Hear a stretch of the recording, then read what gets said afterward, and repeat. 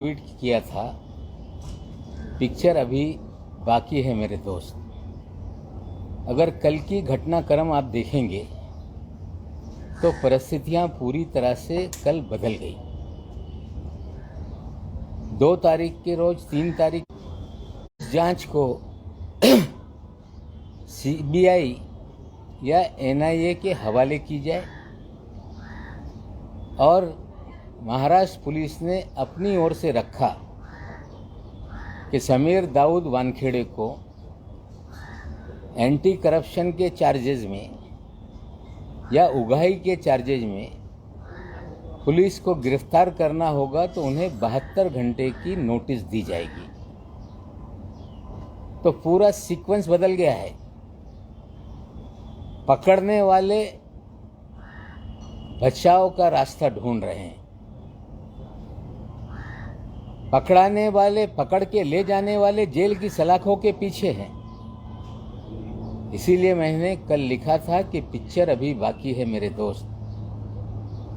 बहुत सारी चीज़ें हैं। जमानत को लेके सभी का अधिकार होता है कि जब तक कोई गुनाह किसी पे सिद्ध ना हो जाए तब तक उसे जेल के सलाखों के पीछे रखना ये बहुत बड़ी नाइंसाफ़ी है। स्पेशल कोर्ट ने एक दिन पहले ही 2 कथित जो मुलजिम हैं जिन पर इल्ज़ाम है उन्हें जमानत दी। कल 3 लोगों की जमानत हो गई और हमें लगता है जमानत तो जिन धाराओं को लेके केस बनाया गया था उसे किला कोर्ट में ही जमानत दे देनी चाहिए थी, लेकिन एनसीबी अलग अलग दलीलें हर बार पेश करने का काम करती है, केस को उलझाने का काम करती है, झूठी बातें करती है और ज़्यादा से ज़्यादा लोग जेल की सलाखों के पीछे कैसे रहें ये इनका पहली बार नहीं हमेशा का प्रयास रहा है, खास करके वानखेड़े के आने के बाद। हमें लगता है बेल मिली है।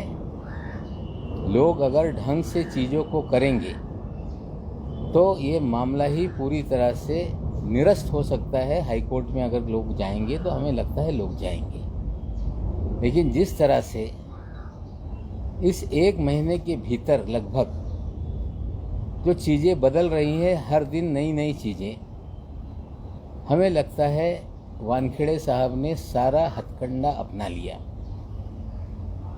पहले लोगों को कहने लगे कि मेरे परिवार के लोगों को इसमें घसीटा जा रहा है, मेरी मरी हुई माँ को घसीटा जा रहा है। मैंने कभी भी उनकी माताश्री उनका ना नाम लिया, ना कभी सार्वजनिक रूप से उन पर कोई उंगली उठाई।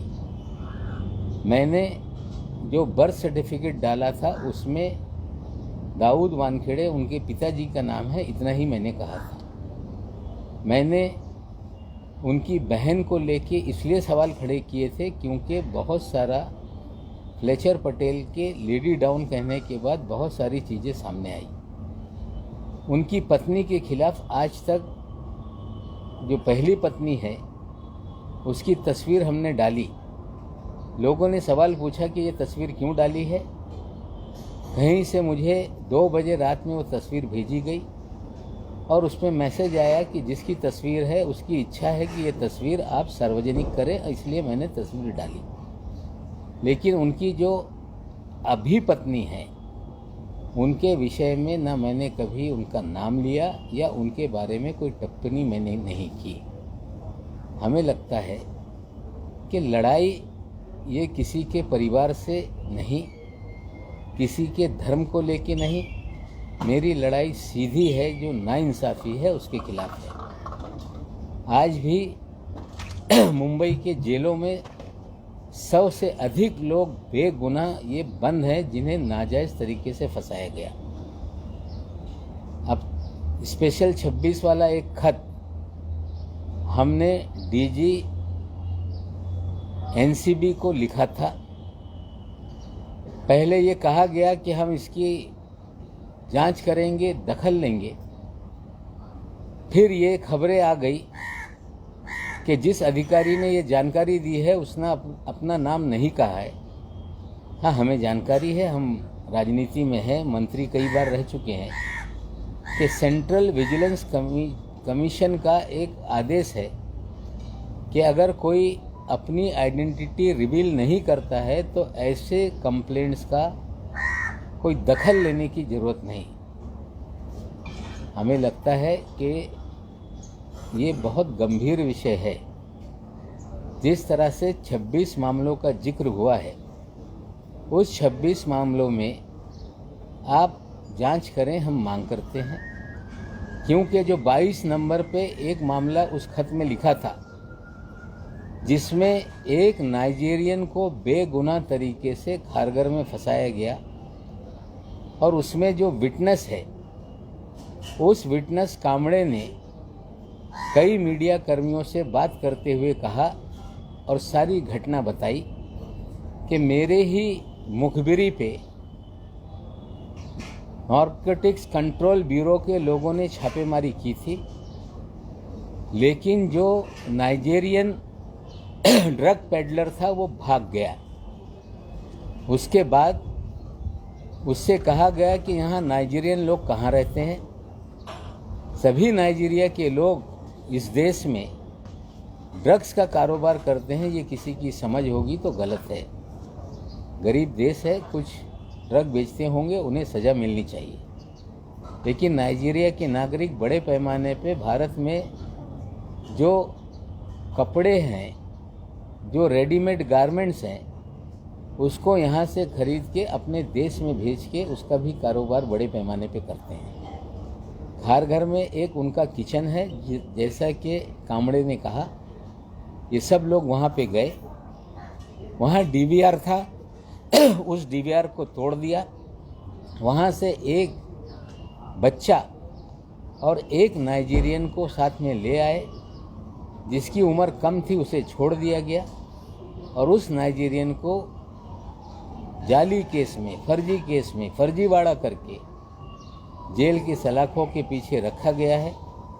और उसी जो उनका पंच है, विटनेस है, उसने कहा है कि ये मामला पूरी तरह से फर्जी है, और उससे ब्लैंक पेपर पे साइन लेने का काम एनसीबी के अधिकारियों ने कहा, और उससे ब्लैंक पेपर पे सिग्नेचर लिए गए।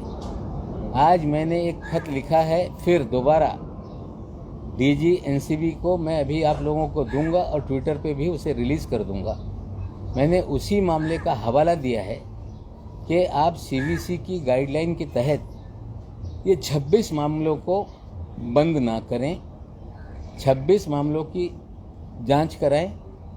आपकी जिम्मेदारी है कि आप गुनहगारों को सज़ा दें, पकड़ें, लेकिन बेगुनाह अगर कोई जेल के पीछे सैकड़ों की तादाद में है तो उसकी जांच होनी चाहिए। खत के जरिए आज दोबारा मैं मांग करने वाला हूं कि इस विषय की जांच हो, और जो बेगुनाह हैं उनके न्याय मिले, और जिन लोगों ने फर्जीवाड़ा करके बेगुनाहों को जेल में डाला है उन्हें भी दंडित किया जाए। ये हम आज खत के जरिए मांग कर रहे हैं। खत हम आपको देंगे। दूसरी एक बात मैंने कही थी कि दाढ़ी वाला कौन है। वो दाढ़ी वाला है काशिफ खान। फैशन टीवी का इंडिया हेड है, देश भर में फैशन शो कराता है। उस फैशन शो में धड़ल्ले से ड्रग बेची जाती है, इस्तेमाल की जाती है।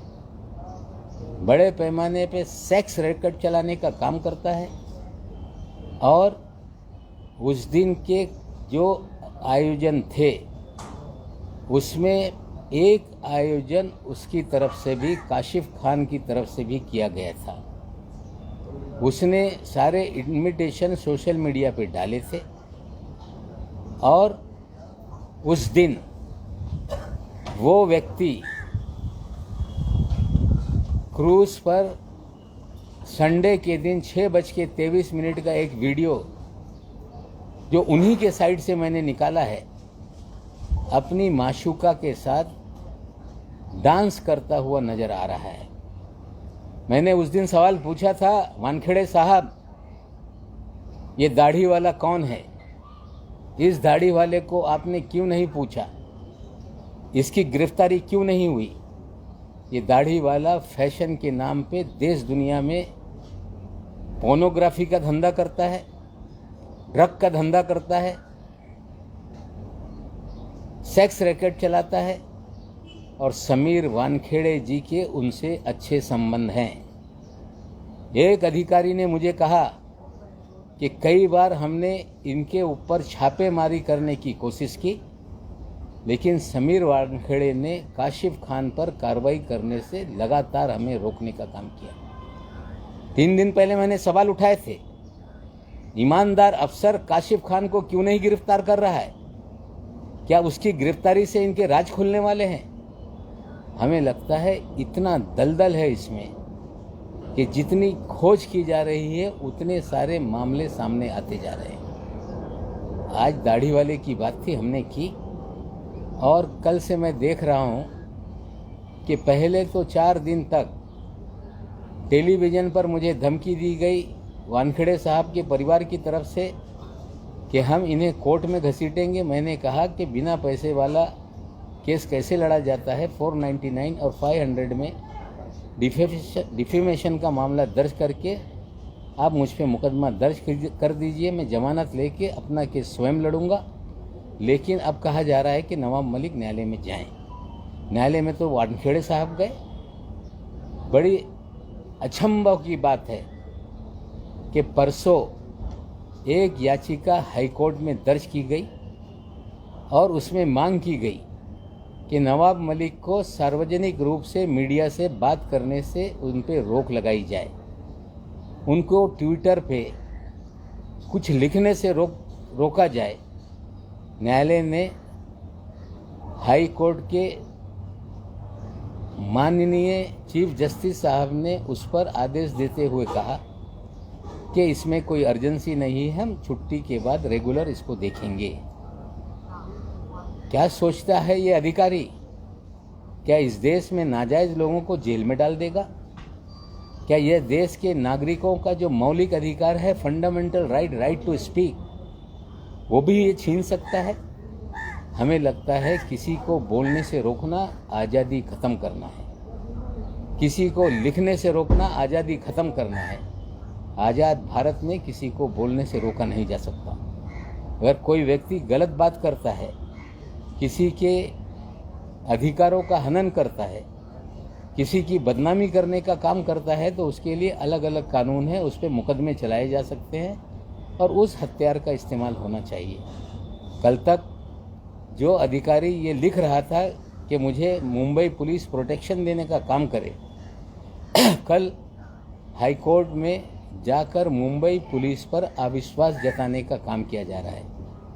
क्या वजह है कि 8 दिन के भीतर जो पुलिस आपकी रक्षा करे आप गुहार लगा रहे थे, अब उसी पुलिस से आपका विश्वास हट गया।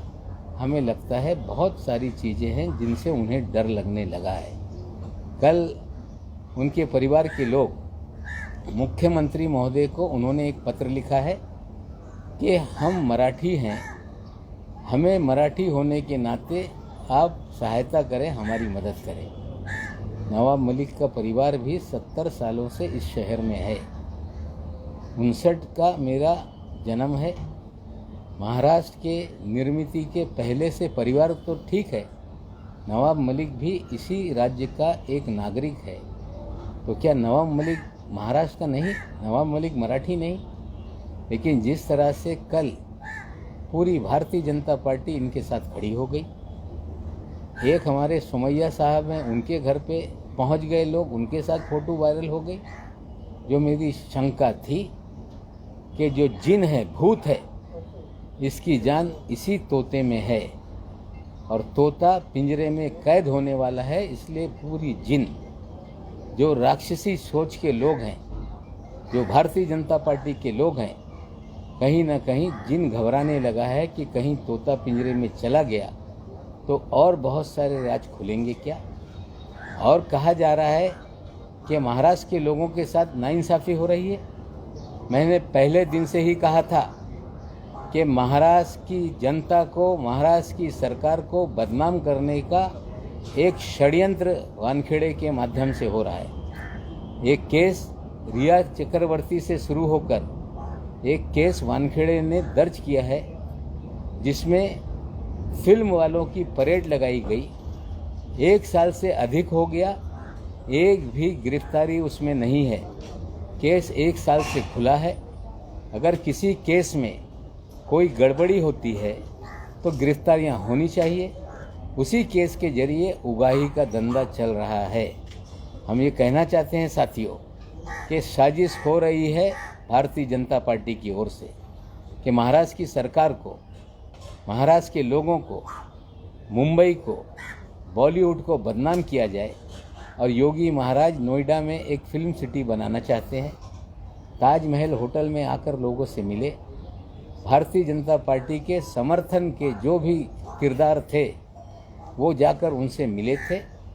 उन्हें ये लगता है कि बॉलीवुड को बदनाम करके ये बॉलीवुड मुंबई से बाहर चला जाएगा। उन्हें पता नहीं इस बॉलीवुड को बनाने में दादा फाल्के से लेकर वी शांताराम से लेकर कई मराठी कलाकार, कई मराठी दिग्दर्शक, कई मराठी लोगों ने इस बॉलीवुड को पहचान दी है। पहले बॉम्बे नाम था, इसलिए इसका नाम हॉलीवुड के बाद बॉलीवुड पड़ा।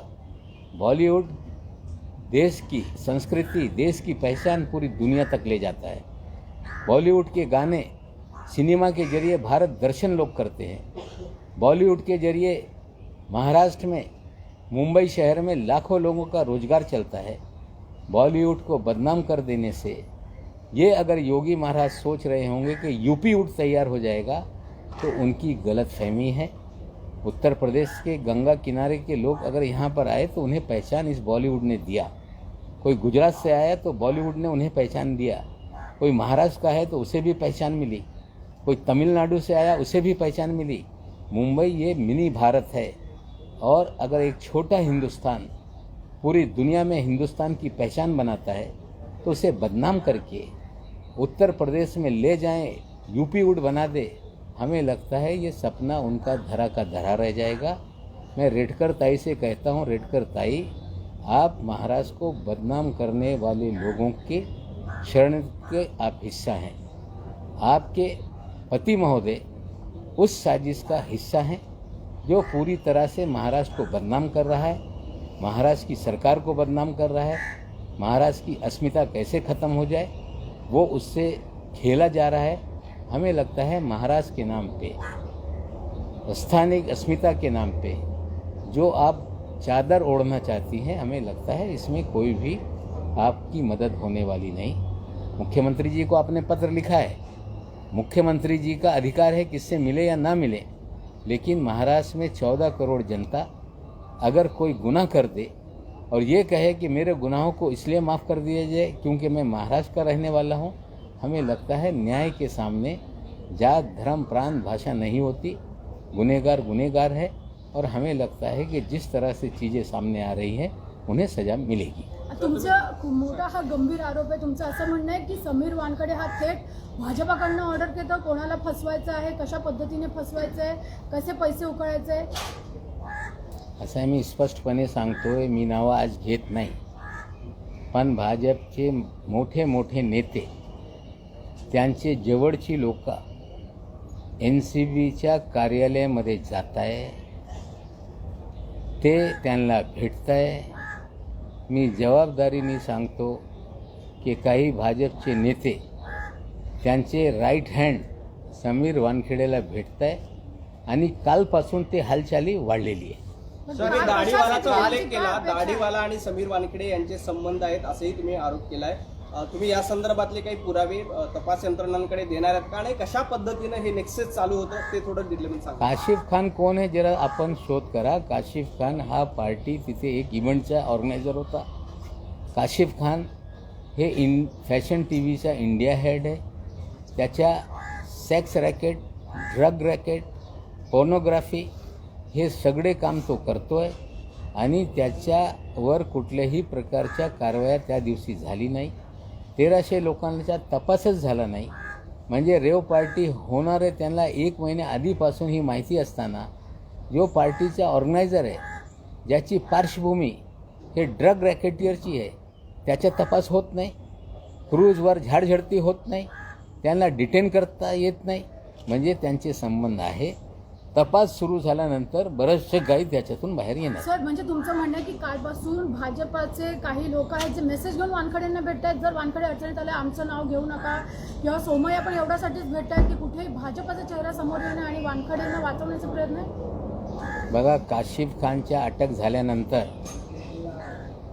बरेचशे लोकांच्या चेहऱ्यावरचा हा नकाब उघडा पडणार आहे.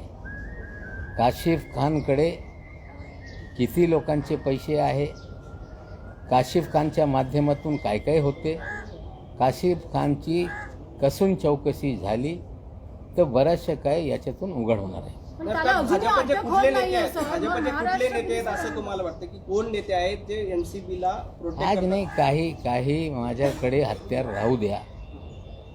विधानसभा हे कुठेतरी वादळी ठरणार आहे म्हणजे विधानसभेत त्याचे पोलखोल करणार आणि विधानसभेमध्ये काही लोकांना आत्ता बोलल्यानंतर वेगळ्या पद्धतीने कोर्ट कचेऱ्यामध्ये ते जातील, पण वादळी विधानसभेमध्ये माझ्यावर जे काही आरोप होणार आहे त्याच्या उत्तर देताना जे काही मी समोर आणणार, या राज्यामध्ये ते नेते तोंड दाखवणे त्यांचं कठीण होऊन जाईल. हिवाळी अधिवेशनासाठी तुम्ही आता पुरावे जमा करायला सुरुवात करता. हिवाळी अधिवेशनामध्ये सादर करण्यासाठी तुम्ही आता जमा करायला सुरुवात केली. अशा बरेचशे लोकांचा बरेचशे काही कनेक्शन या ड्रगच्या प्रकरणामध्ये आहे. ते पुरावे मी गोळा करतोय आणि नेत्यांच्या बाबतीत आज मी नाव घेत नाही. हिवाळी म्हणजे हे अधिवेशन जे 7 डिसेंबरपासून सुरू होतो त्याच्यावर भाजपच्या वतीने माझ्यावर हल्ले होणार आहे, माझं नाव घेऊन हल्ले होणार आहे, माझे जवळचं नाव बदनाम करण्याचं काम या नेत्यांनी केलेलं आहे. पण मी आता कुठल्याही नेत्याला उत्तर देऊन मी डायव्हर्ट करू इच्छित नाही. आत्ता हे जे काय पोपट आहे याचा पोपट केल्यानंतर बऱ्याचशा काही समोर येणार आहे. हिवाळी अधिवेशनात मोठे मोठे नावं समोर येणार. समीर वानखेडेच्या पहिल्या पत्नीचा फोटो, समीर वानखेडेच्या पहिल्या पत्नीचा फोटो तुम्हाला मिळाला असं तुम्ही सांगितलं रात्री. तर स्वतः समीर वानखेडेच्या पहिल्या पत्नीची अशी इच्छा होती का की तो फोटो माध्यमांसमोर यावा आणि किंवा ती संपूर्ण घटना माध्यमांसमोर यावी? असं आहे, ते अजून काही बोलत नाही.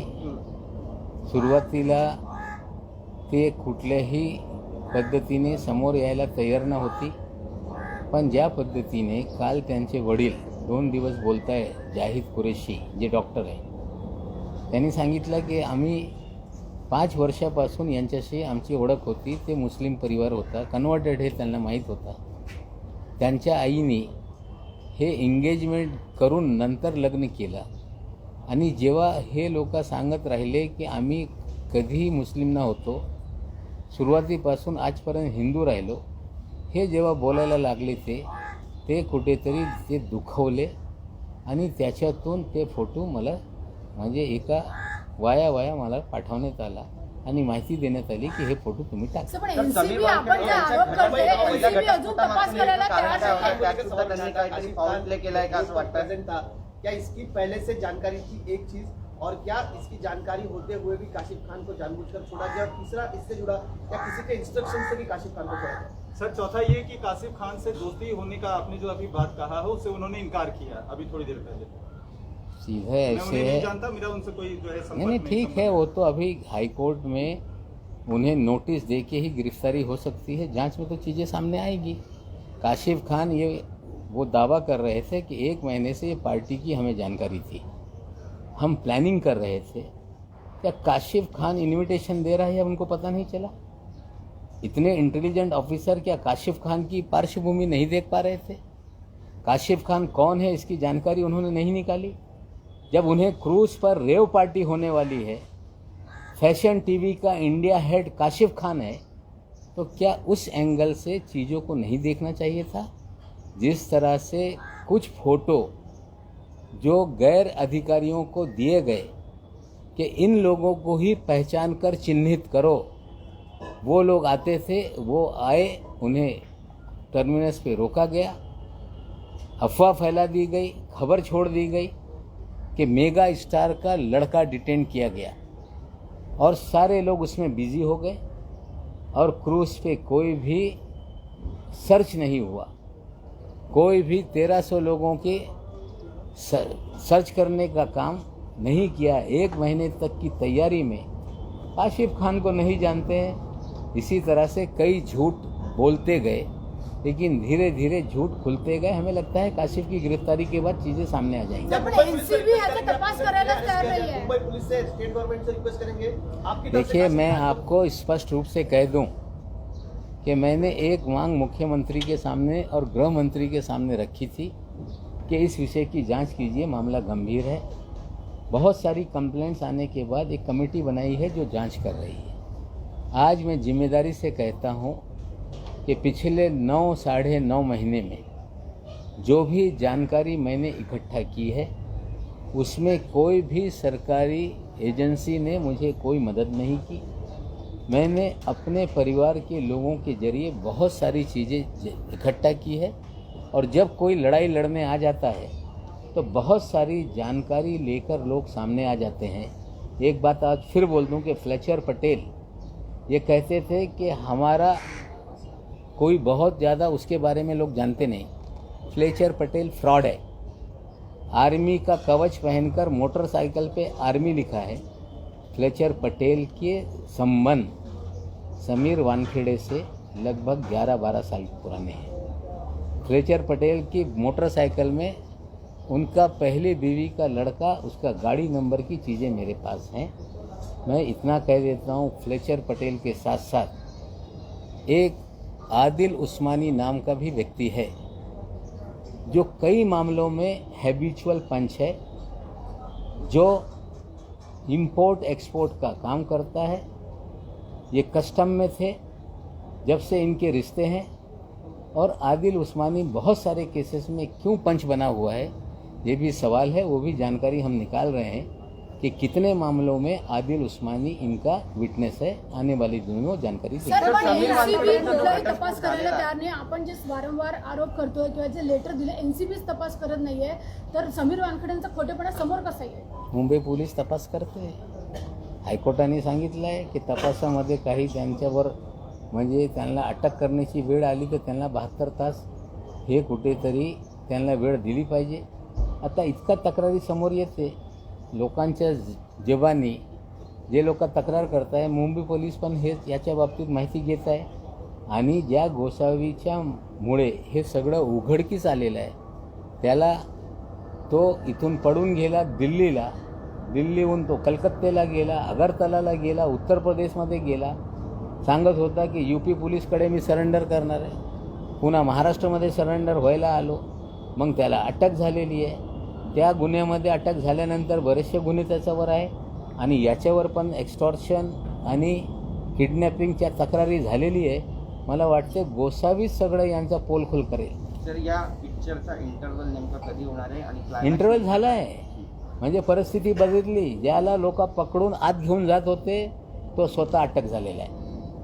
जी लोक कालपर्यंत यांना बेल होऊ नये या भूमिकेत होते, स्वतःला अटक होणार नाही ही परिस्थिती निर्माण झालेली, म्हणजे क्लायमॅक्स आता सुरू झालेला आहे। काल इंटरव्हल झाला, आजपासून नवीन परिस्थिती निर्माण झालेली आहे। पिक्चर नवीन, आता संजय राऊत साहेबांनी पण सांगितलं आहे इंटरव्हलपर्यंत नवाब मलिक आणि त्यानंतर मी। आता मला वाटते ते आता हे पुढच्या पिक्चर चालवणार आहे, पण मला वाटतं आता सलीम जावेद सारखा दोघांना मिळून चालावं लागेल। सर, गोसावी पण भाजपाच्या लोकांच्या संपर्कात होता का? गोसावीला पण भाजपाच्या लोकांनीच मदत केली? गोसावी आणि भाजपचे एक नेते, त्यांची पार्टनरशिप आहे। त्यांची बायको एका कंपनीमध्ये पार्टनर आहे, मी आता नाव घेत नाही, विधानसभेमध्ये सांगू। म्हणजे पिक्चरचा शेवट हा हिवाळी अधिवेशनात होईल?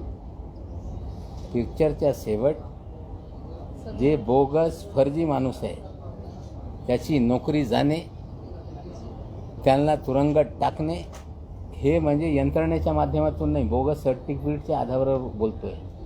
पिक्चरचा शेवट जेव्हा होईल, जेव्हा या राज्यात जे बेकसूर लोक तुरुंगात आहे ते बाहेर येतील, तोपर्यंत बेकसूर लोक बाहेर येत नाही।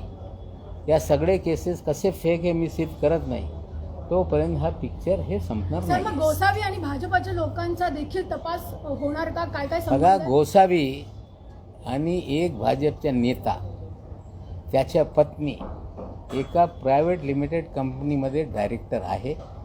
आज मी सांगत नाही, विधानसभेच्या पटलावर ते मी सगळं ठेवणार आहे. पण त्याच्यापेक्षा आणखीन विस्फोटक काही माहिती माझ्याकडे आहे. ते समोर आल्यानंतर जवळ जे करत होते त्यांना या महाराष्ट्रामध्ये तोंड दाखवण्यासाठी जागा राहणार नाही. म्हणजे आर्यन खानला पकडणं हा कट भाजपाचाच आहे मूळ, फक्त समीर आता वानखडे चेहरा आहे. पोपटाला वाचवण्यासाठी सगळे लोक पुढे पडत आहे. पण विधानसभेमध्ये परिस्थिती समोर आल्यानंतर यांना महाराष्ट्राला तोंड दाखवण्याची म्हणजे यांची परिस्थिती राहणार नाही. त्या दिशेने माझी सगळ्या रिसर्च सुरू आहे. सर, भाजप आज निदर्शनं समीर वानखेडेंच्या समर्थनात करणार आहे आणि दुसरीकडे मोहित कंबोज यांनी तुमच्यावर मारहाणीचा खटला दाखल केलाय 100 कोटीचा. त्याच्यावर तुमचं काय उत्तर? नाही, माझी तर अवकात इतकी आहेच नाही. कमीत कमी माझा ब्रँड 100 कोटीचा त्यांनी केलेला आहे. बरेचसे लोक 100 कोटी सांगताय. सगळं विकलं तरीही माझ्याकडे 100 कोटी नाही. ते सांगताय ते भंगारवाले, पण त्यांना माहीत नाही भंगारवाला काय असतो. होय, मी भंगारवाला आहे. भंगारवाला म्हणजे माझे वडील या मुंबईमध्ये कपडेचा आणि भंगारचा धंदा त्यांनी केलं. वयाच्या 16व्या वर्षापासून राजकारणामध्ये आमदार होण्यापर्यंत होय मी भंगारचा धंदा करत होतो. शेजारी माझ्या भावाचा गोडाऊन, इथून जा कॅमेरे घेऊन ते भंगारच्या गोडाऊनाचे पण फोटो काढा. माझे कुटुंबीय लोक हे भंगारचा धंदा करताय, मला अभिमान आहे. माझे आजोबाने कधीही कुठल्या डाकूंकडून बनारसमध्ये सोने घेतलेले नाही. माझ्या बापाने बनारसमध्ये चोरांकडून सोनं खरेदी केलेलं नाही. मी स्वतः या मुंबईमध्ये कधी गोल्ड स्मगलिंग केले नाही. मी कुठला बुलियन मार्केट बुडवलेला नाही. मी फॉर्ज करून बँकांचे पैसे खाल्लेले नाही. मी कुठेही कधीही कुठल्याही बँकेकडून कंपन्या निर्माण करून शेकडो कोटी बुडवलेला नाही. माझ्या घरी कधीही CBIची रेड झालेली नाही. माझ्यावर कुठलाही आरोप नाही. मी TV जर्नलिस्ट असोसिएशनला चेक देऊन कधी बाउन्स करण्याचं काम केलं नाही. मुख्यमंत्री निधीमध्ये चेक देऊन कधी बाउन्स केलेला नाही. होय, मी भंगारवाला आहे, पण भंगारवाल्याची किमयागिरी काय असते या लोकांना माहीत नाही. म्हणजे एखादा वस्तू जो उपयोगी नसते तो उचलून आणतो, त्याचे एक एक तुकडे करतो आणि शेवटी भट्टीत टाकतो आणि पाणी करण्याचं काम भंगारवाला करतोय. नवाब मलिक जितके भंगार या शहरामध्ये आहे, या भंगारांचे एक नट बोल्ट खोलून भट्टीत टाकणार आहे आणि यांचं पाणी केल्याशिवाय नवाब मलिक भंगारवाला थांबणार नाही. धन्यवाद. हॅलो अभी